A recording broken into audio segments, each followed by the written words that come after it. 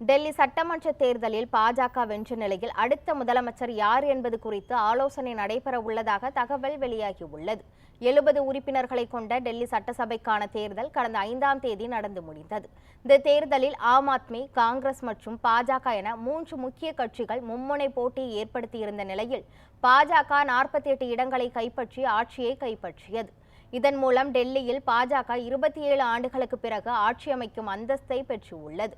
டெல்லி தேர்தலில் பாஜக வென்ற நிலையில் அடுத்த முதல்வர் யார் என்பது குறித்து ஆலோசனை நடைபெற உள்ளதாக தகவல் வெளியாகியுள்ளது.